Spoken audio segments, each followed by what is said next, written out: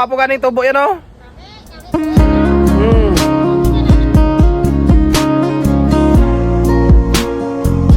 This is the start of the day kung sa diin nga bless na bless kita kay nga aman tamag naman kita subong kagwapo. Ang mga bagay na makapagpapasaya pala sa atin yun yung mga bagay na hindi natin binibigyan ng importansya noon. Yung mga bagay na sa tingin natin ay walang mga halaga.